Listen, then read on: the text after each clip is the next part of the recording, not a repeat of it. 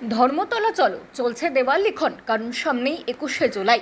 আর এই 21শে জুলাই সমাবেশ থেকে তৃণমূল সুপ্রিমো মমতা বন্দ্যোপাধ্যায় কি বার্তা দেন, এটাই এখন লক্ষ্য তৃণমূল কংগ্রেসের তৃণমূল কর্মী এবং সমর্থকদের।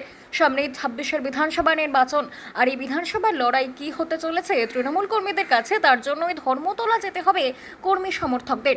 সেই আহ্বান নিয়েই আজ বিশ্বদেব কর্মকার নিজের হাতে দেওয়াল লিখে বার্তা দিলেন যুব তৃণমূল কর্মী সমর্থকদের। ধর্মতলা চলো ছাত্র সংগঠন থেকে এখন যুবকদের ব্যাটন হাতে বিশ্বদেব কর্মকারে। তৃণমূলের যুবক কর্মী সমর্থকদের একত্র করাই মূল লক্ষ্য, তাই যুবকদের দায়িত্ব পেয়ে নিজের হাতে দেওয়াল লিখতে মাঠে নেমে পড়েছেন তিনি কি বার্তা দিলেন তা শুনুন বিস্তারিত। দেখুন, আমরা সারা বছরই মাঠে ময়দানে থাকি দলের নির্দেশে।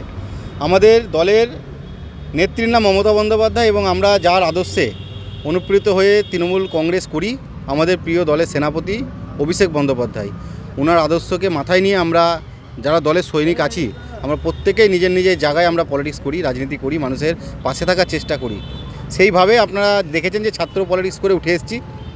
আজ যুব তৃণমূল কংগ্রেসের আমাকে দায়িত্ব দিয়েছে দল। আজ আমার এই কর্মসূচি জেলার প্রথম কর্মসূচি হিসাবে আমি শুরু করলাম।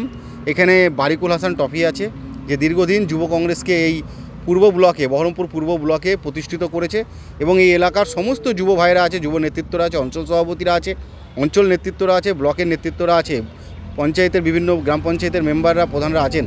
প্রত্যেককে সাথে নিয়ে আমরা বারিকুল ভাইয়ের নেতৃত্বে পূর্ব ব্লক থেকেই, কারণ আমার নিজে বহরমপুর বিধানসভার আমি নিজে বাসিন্দা, আমি বহরমপুর পৌরসভার কাউন্সিলর এবং পূর্ব ব্লক আমি মনে করি আমার একটা নিজস্ব হোম বিধানসভা। সেই জায়গা থেকে আমরা প্রথম কর্মসূচি শুরু করলাম বারিকুল ভাইয়ের নেতৃত্বে। এই কর্মসূচি আমরা প্রত্যেকটা ব্লকের প্রত্যেকটা প্রান্তে, প্রত্যেকটা ব্লকের টাউন ব্লকগুলো জুড়ে আমরা কর্মসূচি করব আগামী দিনের জন্য। এবং এটুকু শুধু বলতে পারি, প্রত্যেকবারের 21শে জুলাই তাৎপর্যপূর্ণ হবে এবছর 21শে জুলাই, কারণ সামনে বিধানসভা নির্বাচন। এই বিধানসভা নির্বাচনকে কেন্দ্র করে 21শে জুলাই আমাদের কাছে গুরুত্বপূর্ণ।